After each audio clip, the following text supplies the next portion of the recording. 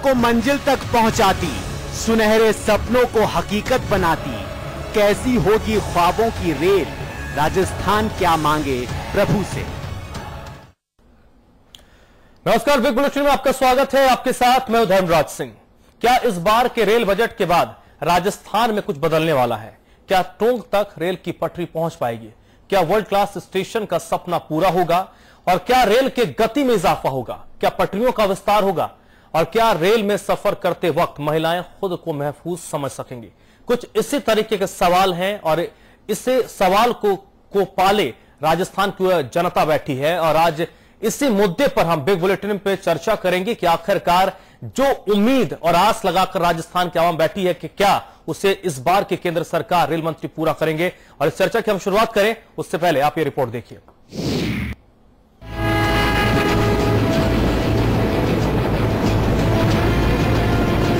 अंग्रेज गए तो जाते जाते अपनी सबसे बड़ी खोज भारत छोड़ दी।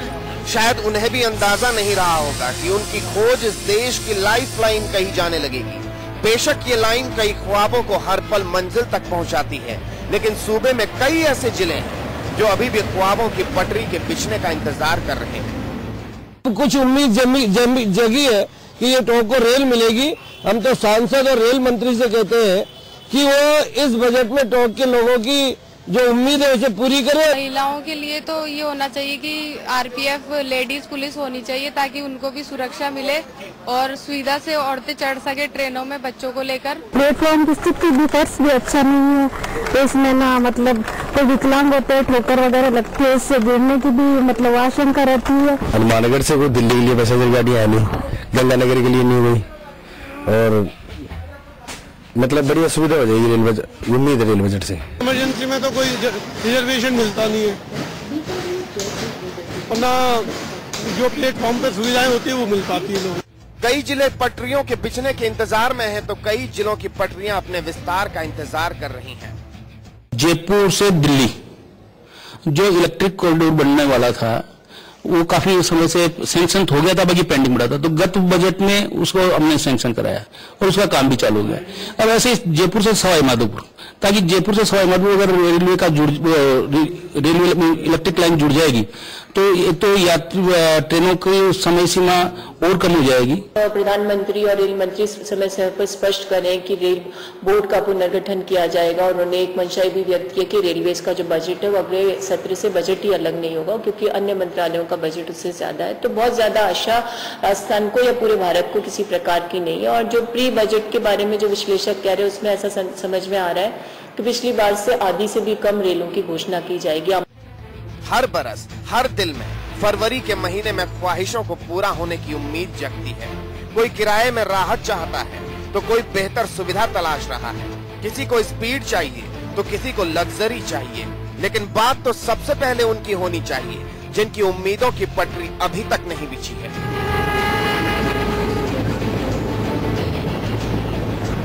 ब्यूरो रिपोर्ट के साथ ब्रजेश सिंह, समाचार प्लस। तो राजस्थान की आवाम 26 तारीख को बड़ी उम्मीद के साथ दिल्ली की ओर टकटकी लगाए बैठी होगी कि आखिरकार जब रेल मंत्री सुरेश प्रभु का पिटारा खुलेगा तो उनसे राजस्थान के लिए, उनके अपने क्षेत्र के लिए क्या कुछ होगा। आज इस मुद्दे पर हम चर्चा करेंगे। अनूप श्रीवास्तव साहब हमारे साथ जुड़ रहे हैं, भारतीय जनता पार्टी के नेता, लोकेश शर्मा कांग्रेस पार्टी के नेता, मानचंद खंडेला साहब आर्थिक विश्लेषक हैं। आप तीनों का स्वागत है। और हमारे साथ हमारे मैनेजिंग एडिटर अमिताभ अग्निहोत्री जी भी इस चर्चा में जुड़े हुए हैं। चर्चा की शुरुआत आज सबसे पहले जो दो सियासी दल के प्रतिनिधि हैं मैं उन्हीं से करूंगा। सबसे पहले आप लोग एक एक मिनट में ये जवाब दीजिए, दोनों पार्टियां केंद्र में भी रही, बीजेपी केंद्र में थोड़ी कम रही, कांग्रेस ने तो खैर बहुत ज्यादा राज किया, राज्य में दोनों पार्टियां कमोबेश बराबर की स्थिति में रही हैं, कुछ कम कुछ अधिक।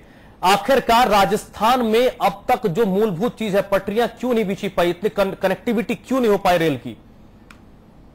लोकेश जी पहले आप ही जवाब दीजिए। जी देखिए, जहां तक कनेक्टिविटी की बात है, तमाम प्रकार के जो संसाधनों की आवश्यकता थी, अब उस इंफ्रास्ट्रक्चर को डेवलप किया गया है। अगर आप ये कहते हैं कि लंबे समय तक कांग्रेस ने राज किया है, तो कांग्रेस ने उन तमाम संसाधनों को जुटाया है, डेवलप किया है और इस इंफ्रास्ट्रक्चर को तैयार किया है जहां पर जाकर इन तमाम सुविधाओं को हम आगे बढ़ा सकें। आप देखिए, वो तमाम जो काम किए जाने थे, पिछले जो शासनकाल था उसमें उनकी शुरुआत की जा चुकी थी। भीलवाड़ा में डेमू कोच फैक्ट्री का शिलान्यास किया गया। इसी तरीके की जो तमाम योजनाएं थी उनको लेकर आने का प्रयास किया जा रहा था। लेकिन जब भारतीय जनता पार्टी की सरकार आई और उन्होंने अंतरिम बजट पेश किया, आप देखिए 14% का किराया उसमें बढ़ा दिया और जिस कमिटमेंट के साथ बढ़ाया, अभी तक इस देश के और प्रदेश के लोग उस कमिटमेंट की एक झलक तक नहीं देख पाए हैं। जिन सुविधाओं की बात की थी रेल मंत्री ने, आज वो सुविधा। ठीक है लोकेश जी, हम किराए की बात नहीं करेंगे, आपने संसाधनों को जुटा दिया। अनूप श्रीवास्तव साहब, आखिरकार क्यों राजस्थान की आवाम अब तक ट्रेन से महरूम है? टोंक की जनता की अगर हम बात करें, क्यों हर साल वो एक झंडा लेकर खड़े रहते हैं कि हमें भी ट्रेन चाहिए, हमारे इलाके में? देखिए जहां तक पिछली केंद्र सरकारों का सवाल है, उनने घोषणाएं काफी की हैं, लेकिन कामों पे अमल कम हुआ है। लेकिन इस बार हमारी नरेंद्र मोदी जी की सरकार घोषणाएं कम करेगी और जनता की जो जरूरत और आकांक्षाओं के अनुरूप वो अपना कार्य पूरा करेंगे। और जो जो काम अभी अधूरे पड़े हैं, वो सबसे पहले रेल बजट में जो पहली भाजपा की केंद्र सरकार अपना फुल फ्लैश बजट पेश करने वाली है, उसमें राजस्थान की तरफ से जो भी 25 के 25 सांसद हमारे संसद भवन में मौजूद हैं, ठीक है, वो भी अपेक्षा रखते हैं भाजपा वाले कि हमारा केंद्र सरकार और माननीय प्रधानमंत्री जी अपने रेल मंत्री के द्वारा राजस्थान की जनता को बहुत राहत देंगे। और जहां तक प्रश्न है नई शहरों का रेल मार्गों से जोड़ना, जिसमें टोंक हुआ, झालावाड़ हुआ और भी कई राजस्थान के अन्य नगर बड़े बड़े शहर हैं जहां पे रेलवे स्टेशन अभी स्थापित नहीं हुए हैं, तो सबसे पहले मैं माननीय मंत्री जी से ये अपेक्षा करता हूं। आपकी बात आ गई। मानचंद खंडेला साहब हमारे साथ बने हुए हैं। मानचंद खंडेला जी, राजस्थान छोटा मोटा राज्य नहीं है, बड़ा राज्य है, दिल्ली के बगल में स्थित है, फिर ये उपेक्षा क्यों? देखिए, मैं ये कहना चाह रहा हूं, अगर मान लो इस मौके पर अगर हम उपेक्षा की बात करें तो हम ये कहेंगे करीब करीब जो है 10% से ज्यादा जो है क्षेत्रफल राजस्थान का है जी। और उपेक्षा की बात है कि करीब करीब उसका 2/3 भाग जो है वो पूरी तरह मरुस्थलीय है। लेकिन मैं इन बातों को नहीं करके हम ये कह रहे हैं कि जब बजट आ ही रहा है तो हम अपेक्षाओं की बात करें कि क्या हो जाना चाहिए, हो सकता है उनके कान में ये बात चली जाए। अब 2-3-4 बातें कहना चाह रहा हूं कि मरुस्थल जो है अब मोर प्रदेश हो गया है, यानी उसमें कुछ जितना जो उपकरण होने वाला है वो बहुत कुछ देने वाला है। वहां पे वास्तव में रेल व्यवस्था की बात की जानी चाहिए। टोंक जो है वह बरसों से जो है वहां पे मान लिया गया है कि यहां पे रेल आनी चाहिए, वो आ जानी चाहिए। तीसरी बात मैं कहना चाह रहा हूं, फुलेरा से जोधपुर की जो है वो इतनी ज्यादा जरूरत हो गई है, अब वो डबल लाइन हो जानी चाहिए। और चौथी बात मैं कहना चाह रहा हूं कि जहां तक हो सके स्पीड को, बहुत ज्यादा स्पीड वाली ट्रेनों की बात नहीं कर रहा हूं मैं, लेकिन स्पीड देने की बात की जानी चाहिए। और सबसे इंपॉर्टेंट बात यह है कि जयपुर को जो है वास्तव में वर्ल्ड क्लास स्टेशन बनाने की बात हो रही थी और लोग इसको थर्ड क्लास कहने लगे हैं। कम से कम इसमें परिवर्तन करें वो। चलिए ठीक है, ये सारी आप बहुत ऑप्टिमिस्टिक लगते हैं, आशावादी इंसान है, होनी भी चाहिए। अमिताभ जी, ये जो स्थिति बनी है कि आखिरकार क्यों अब तक राजस्थान में इस जिस तरीके से स्थिति रेलवे की होनी चाहिए, रेल नेटवर्क होना चाहिए, तो वो नहीं है? देखिए, मैं 2-3 बातें कहना चाहूंगा। एक तो मेरी बात से हमारी जो राजनीतिक पार्टी के दोनों प्रतिनिधि हैं वो तो यहां मंच पर सहमत नहीं हो पाएंगे, उनकी पार्टियों की मजबूरी है। लेकिन मानचंद जी सहमत होंगे, रेल का जितना राजनीतिक दुरुपयोग हुआ हिंदुस्तान में किसी का नहीं हुआ। ये जबर की गाय रही, जो चाहा अपने घर ले जाके बांध लिया, दूध लिया। जबर की गाय। तो गरीब को गाय दूध कहां मिले भाई? जो जबर वो गाय ले जाता है। रेल से ज्यादा राजनीतिक दुरुपयोग किसी का नहीं हुआ। आज तक के रेलवे के मंत्रियों की कार्यशैली देखिए, कभी भी जिन आधारों पर ब्रिटेन में, यूएस में, फ्रांस में, जापान में रेल चलती है, उनके निर्णय होते हैं। हमारे यहां वो आधार कभी रहा ही नहीं। व्यवहारिकता और आर्थिक संसाधन, यह मुद्दा की फैक्टर होता है निर्णय का। रेल भवन में भगवान के आशीर्वाद से यह मुद्दा कभी रहे नहीं। कौन आया है मांग लेके? ये देखो, लोकेश शर्मा आए, अच्छा इनसे सरकार को कुछ फायदा हो सकता है या गिर सकती है सरकार, कोई झंझट है, बोल दो भाई। वो ट्रेन वहां चले नहीं चले, उपयोगिता हो नहीं हो, वहां दिन भर में 2 ही सवारी चढ़े, कोई दिक्कत नहीं, दे दो।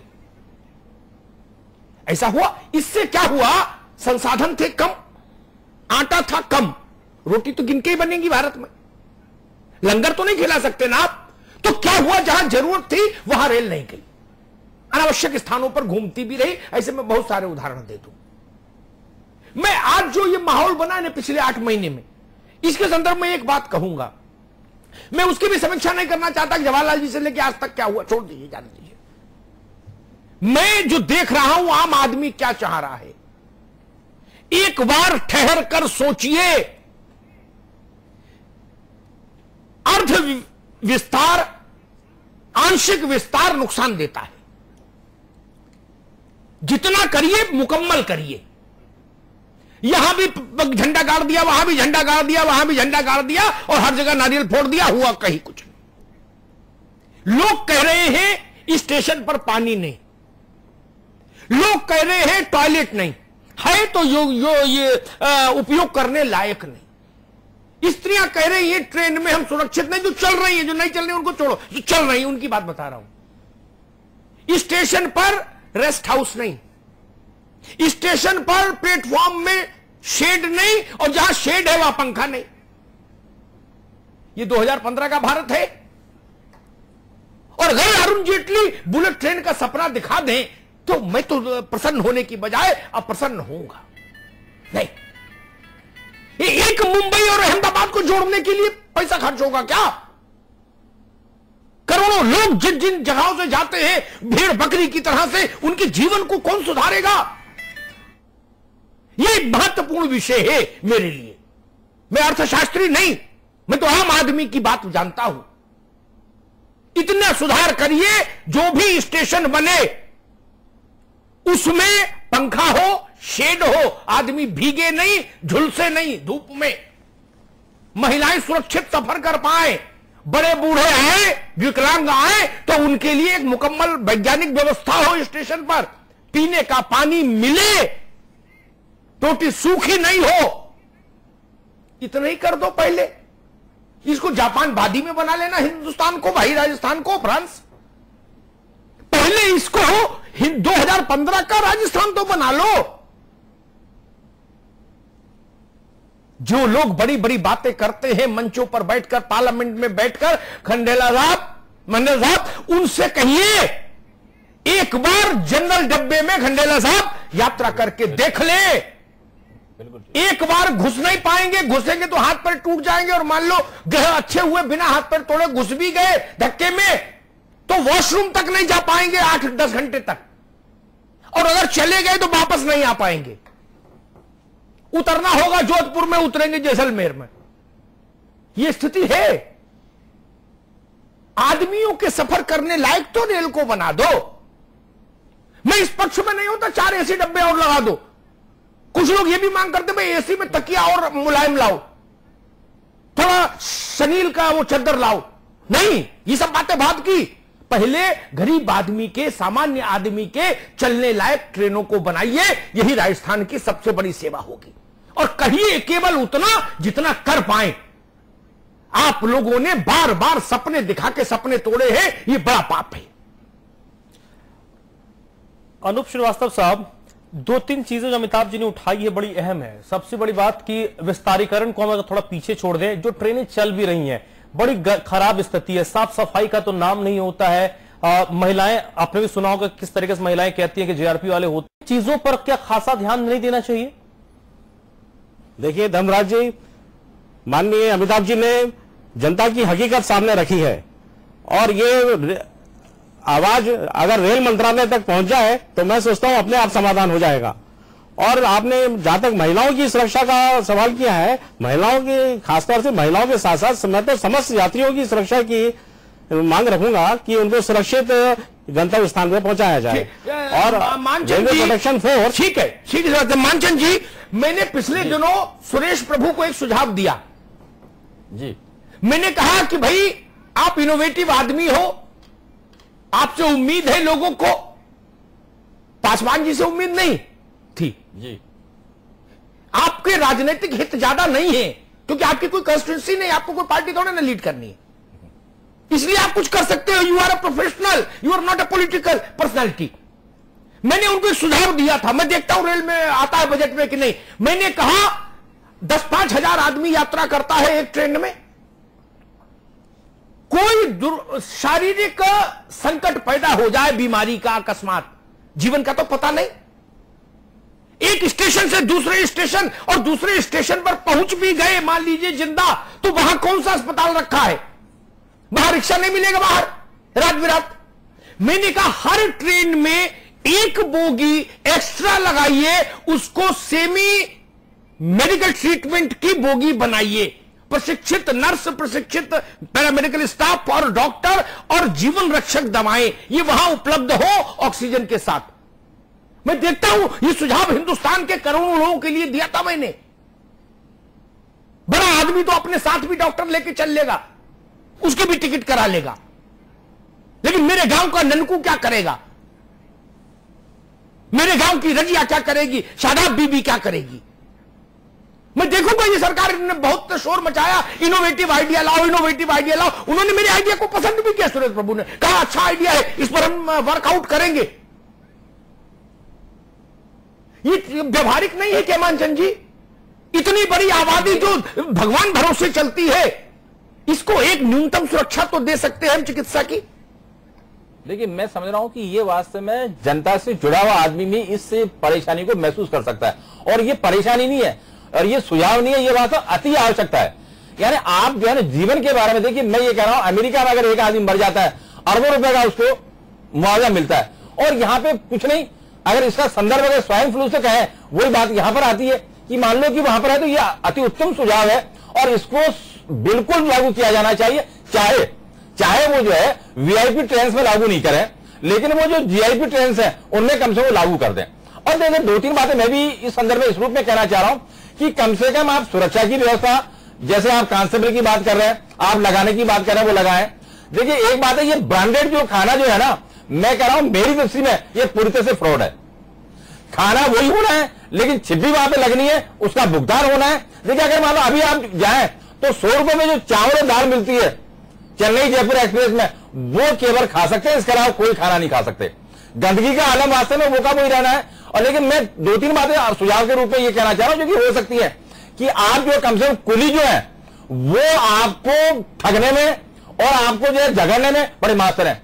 मैं एक व्यवहारिक आपको बात कह रहा हूं, जयपुर का जो चेन्नई से जाने वाली जो ट्रेन है वो एक प्लेटफॉर्म भी खाली होता है, उसमें 1 नंबर का और 5 नंबर का भी होता है, लेकिन कुलियों की जो वास्तव में जो दादागिरी है उसके चक्कर में 5 नंबर पर रुकती है ट्रेन, जिससे कि 100% लोगों को कुली करना पड़े। और आप सुनकर ताजुब करेंगे अग्निहोत्री जी कि 500 रुपए तक एक कुली लेता है, और अगर एक कुली ने हाथ लगा दिया दूसरा कुली आ नहीं सकता है। और मालूम वो क्या कहते हैं, साहब हमारा तो बल्ले लेंगे वो 8 लाख रुपए का है, हम आपकी परवाह नहीं करते हैं, हम तो यही लेंगे। देखिए सवाल यह था, मॉनिटरिंग की व्यवस्था हो, आप साफ सफाई की व्यवस्था हो, पनिशमेंट की व्यवस्था हो, पुरस्कार की व्यवस्था हो, आम जनता के जो कोचेज है उन्हें बढ़ाने की व्यवस्था हो, वीआई के ऊपर बहुत ज्यादा जोर नहीं दिए जाने की व्यवस्था हो, और सबसे बड़ी बात जो कि सुरक्षा की बात है, सुरक्षा अगर नहीं होगी तो अब तो ऐसा हो रहा है कि आम यात्री को जो है वो मारकर और यानी मारपीट कर और खंडला भाग जाते हैं। महिलाओं की बात तो क्या करेंगे, और महिला जब मारती है लोग ये कहते हैं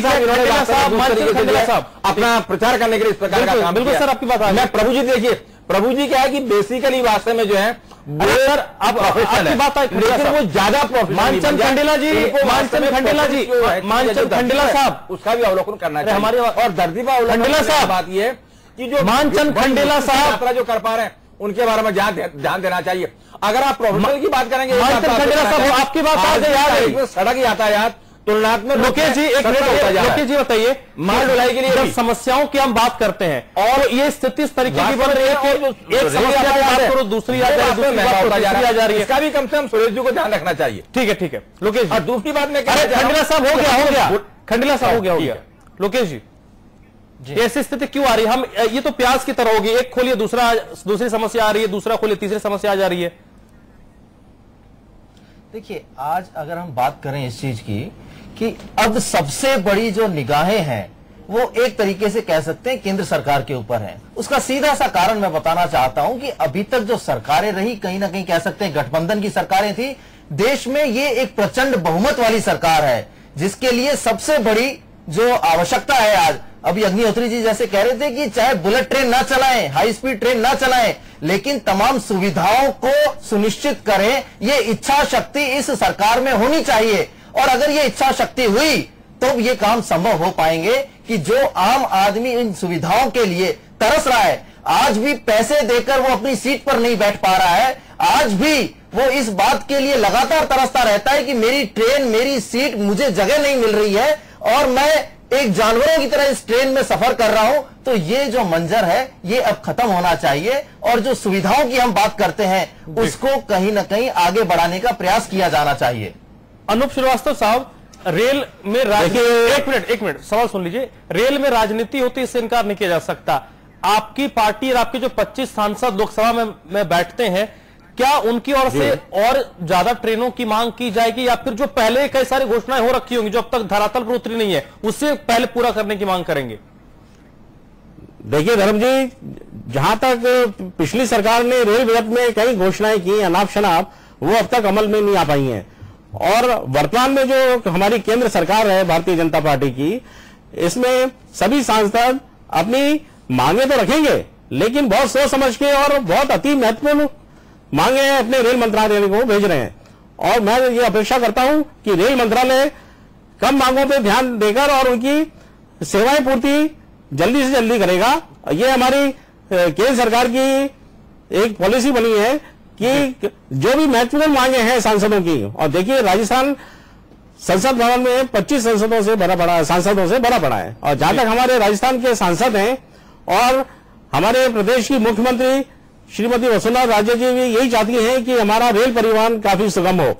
और जहां तक जयपुर से रेल यात्रियों को सुविधा का प्रश्न उठता है, वहां जैसे जयपुर से दिल्ली, जयपुर से आगरा, जयपुर से मुंबई, तो राजस्थान की बात कर रहे हैं। देखिए मैं चलिए ठीक है खंडेला साहब, संक्षेप में जवाब दीजिएगा।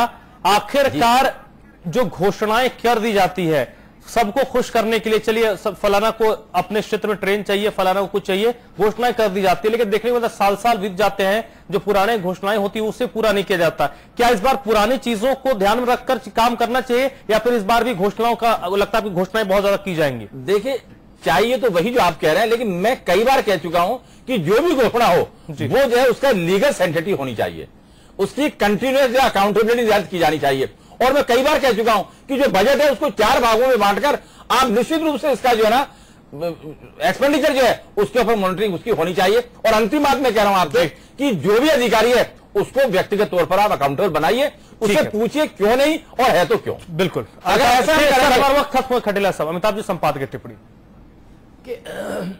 धर्मराज ने एक बड़ी महत्वपूर्ण बात कही जो हर सामान्य आदमी कहेगा कि भाई मांगे तो बढ़ती जा रही हैं, संसाधन कम है। ठीक बात है, भारत के आम बजट के साथ भी ये बात है और भारत के रेल बजट के साथ भी ये बात है। तब क्या करना होगा? इसके लिए कोई रॉकेट साइंस की जरूरत नहीं श्रीवास्तव जी, कोई हार्वर्ड यूनिवर्सिटीज पढ़ के नहीं आने की जरूरत। झालावाड़ के किसान के घर चले जाओ, उससे पूछ लो, वो उसकी पत्नी बता देगी क्या करना चाहिए। 500 रुपए की आमदनी हो तो प्राथमिकताएं कैसे तय होती हैं, ये तो हमारे गांव की अशिक्षित माता बहनें जानती नहीं सदियों से। बिटिया के ब्याह भी हो जाता है, उसी में हारी बीमारी, नाते रिश्तेदारी, लालन पालन सब होता है ना। वैसे ही बजट होना चाहिए। चाणक्य ने यही कहा था, प्राथमिकताएं तय करिए, सर्वोच्च प्राथमिकता क्या है। अगर सर्वोच्च प्राथमिकता ये है, ये अनाउंसमेंट, ये प्रेस कॉन्फ्रेंस भारत के राजनेताओं के लिए अपनी पीठ थपथपाने के लिए है कि आप किसी भी डब्बे में बैठकर आप अपने मोबाइल से अपने मनपसंद कंपनी को खाने का ऑर्डर दे सकते हैं, अगले स्टेशन पर वो कंपनी आपको ऑर्डर का डब्बा दे जाएगी। अगर ये प्रसन्नता का विषय है, ये भारत की तरक्की का पैमाना है, तो प्रणाम। मेरे जैसे मूर्ख आदमी के लिए तो तरक्की नहीं है। मेरे जैसे मूर्ख आदमी के लिए तो तरक्की ये है कि गरीब आदमी को पीने का पानी मिल जाए जब उसका हलक सूखे 50 डिग्री टेम्परेचर में, स्वच्छ शौचालय मिल जाए, हारी बीमारी हो तो इलाज हो जाए, लंबी लंबी यात्राएं हैं, सामान्य गाड़ियों में वो मंथर गति से चलती हैं, दिनों दिन लगते हैं आदमी को सफर में, बीच में बच्चा मर जाए, बूढ़ा मर जाए, कौन जिम्मेदारी लेगा? एक व्यवस्था नहीं बना पाए 68 साल में, सोचा भी नहीं उस ओर। क्यों? हमारी प्राथमिकता ये रही कि थर्ड एसी में ये सुविधा दे दो, फर्स्ट एसी में ये दे दो, और कूपे में झाड़ फानूस लगा दो। आज भी भारत के रेलवे बोर्ड के मेंबर्स और रेल के मंत्री, मुझे नहीं पता सुरेश चल रहे हैं कि नहीं, वे सैलून में चलते हैं। ये अंग्रेजों की व्यवस्था थी। सैलून देखा है? राजा का कारवां लगता है। क्यों? गरीब जाए भेड़ बकरी की तरह, और आप चलो सैलून में और फिर कहो संसाधन कम है। नहीं, एक उदाहरण दे के बात खत्म करूंगा। संसाधन कम नहीं है मानचंद जी, बुद्धि कम है, एक बात मां कह सकते हैं हम लोग प्लानिंग करने वालों में। या तो ये कह लीजिए, या ये कह लीजिए उनके ठेंगे पर आम जनता। दो में से कोई बात जो अच्छी लगे सो मान लो। अनूप जी को जो अच्छी लगे वो मान ले, लोकेश को जो अच्छी लगे वो मान ले, लेकिन दो में से एक तो माननी पड़ेगी। तो अकल कम या ठेंगे पर। एक उदाहरण देता हूं। एक रेलवे बोर्ड के एक रिटायर्ड मेंबर से मेरी बहस हो रही थी। मैंने एक सामान्य सा प्रश्न उनकी ओर उछाला। मैंने, भाई हमारे जैसा अनपढ़ आदमी भी एक सुझाव देना चाहता है। बोले अग्निहोत्री जी बताइए। मैंने कहा कि हिंदुस्तान में एक सर्वे करा लो, नॉन प्रोडक्टिव हॉल्ट जो है, मेरे शब्द को ध्यान दीजिएगा, अनुत्पादक हॉल्ट है ना, मतलब जिनमें पूरे दिन में पता लगा 25 आदमी चढ़ा कुल, और उसने रेलवे पर खर्चा डाल दिया बहुत। तो मैंने कहा अगर सारे हॉल्ट्स को रीऑर्गेनाइज कर दीजिए, रीअरेंज कर दीजिए, तो फिर वो 2-4-5 दिन बाद मुझसे मिले, तो उससे उन्होंने कहा कि यानी कितने हजार करोड़ रुपए की बचत होगी साल में। मैंने यही कर दो। बोले अग्निहोत्री जी हम तो सुझाव दे दे, लेकिन नेता मानेंगे नहीं ना। वो कहेंगे वहां का सांसद आके मेरे प्राण ले लेगा कि पहले गाड़ी रुकती थी, चाहे एक आदमी चढ़े चाहे बकरी चढ़े, तुम रोको। तो फिर चला लो देश, फिर चला लीजिए श्रीवास्तव जी, फिर तो ऐसे चलेगा भाई। हरियाणा होता तो वो बोलते ये तो ऐसे चलेगी, फिर ऐसे चलेगी। आप हिम्मत करिए, 2 किलोमीटर पहले या तो आदमी बैठे या 2 किलोमीटर आगे जाके बैठे। उस एक हॉल्ट को करने के लिए रेलवे 25 लाख रुपए महीने क्यों खर्च करे भाई? 20 लाख रुपए क्यों खर्च करे? क्यों? वहां से टंडीला हटाइए, रेलवे की सेहत सुधर जाएगी। एक और उदाहरण देता हूं। आपको पता है हिंदुस्तान की रेलवे के पास जितनी जमीन है मानचंद जी, भारत के किसी विभाग के पास इतनी जमीन नहीं, सेना के पास भी नहीं। उस जमीन का व्यवहारिक उपयोग हो जाए, लूट नहीं, व्यवहारिक उपयोग हो जाए, मालिकाना हक भारत सरकार का ही रहे, सिर्फ सहभागिता हो जाए ईमानदारी से, बिना रिश्वतखोरी के, तो भारतीय रेल का खजाना लबालब भर जाएगा 1 साल में। और एक बात कहूंगा, मेरी प्रायोरिटी लोकेश शर्मा एक और भी है, अनमेन्ड क्रॉसिंग, मानव रहित क्रॉसिंग भी भारतीय रेल में रक्त का टीका लगाने वाले एक बड़ी समस्या है। हर दिन देश में कहीं ना कहीं 10, 20, 50, 100, 200 आदमी मरते हैं। हम 68 साल में उन क्रॉसिंग्स पर आदमी तैनात नहीं कर पाए। क्यों? रेलवे बोर्ड के मेंबर, रेलवे के इंजीनियर, जयपुर में भी होंगे ना इंजीनियर, कंडेला साहब, देखे उनके घर 5-5 एकड़ के घर 40 नहीं कर पाए। क्यों? रेलवे बोर्ड के मेंबर, रेलवे के इंजीनियर, जयपुर में भी होंगे ना इंजीनियर, कंडेला साहब, देखे उनके घर 5-5 एकड़ के घर 40-40 चपरासी। देखिए ना लोकेश जी, श्रीवास्तव जी देखा है ना। लेकिन क्रॉसिंग के लिए एक आदमी तैनात भारत की सरकार नहीं कर पाई। हजारों पशु मरते हैं, आदमी मरता है, कहीं गाय मरती है, कहीं ट्रेन पलट जाती है, सब बवाल इसी से हो रहा, मानव रहित क्रॉसिंग से। लेकिन हमने उसको रोकने के लिए गंभीरता नहीं दिखाई। और अंत में कहूंगा श्रीवास्तव जी, ना ना ना, हम देखेंगे 28 को, अभी 26 को, हाथ कंगन को आरसी क्या, पढ़े लिखे को फारसी क्या, 26 को पता लग जाएगा। और एक बात कहूंगा, सरकारें ईमानदार होनी चाहिए। कैसे? अगर डीजल का दाम लगातार घटा तो रेलवे का किराया भी घटना चाहिए था। आपने जब बढ़ाया था तो आपने यह तर्क दिया था कि डीजल के दाम हमें अनुमति नहीं देते कि हम इस किराए पर आपको सफर कराएं। हिंदुस्तान ने मंजूर किया 14% की हाइक को, लेकिन जब दुनिया में अपने समय के सबसे नीचे स्तर पर तेल आ गया तो आप 14% बढ़ाया था, 10% ही घटा देते। मैं माला पहनाता श्रीवास्तव जी को आके, नहीं किया। बजट में इस ईमानदारी पर भी सोचिए ताकि राजस्थान का गरीब आदमी भी चैन से सफर कर सके। बहुत बहुत धन्यवाद। तो चलिए आज के इस चर्चा में अभी बस इतना ही। अनूप श्रीवास्तव साहब बहुत बहुत शुक्रिया चर्चा में जुड़ने के लिए। लोकेश जी आपका भी बहुत बहुत शुक्रिया। मानचंद खंडेला साहब आपका भी बहुत बहुत शुक्रिया। अमिताभ जी आपका भी बहुत बहुत शुक्रिया। तो फिलहाल बिग बुलेटिन में अभी बस इतना ही।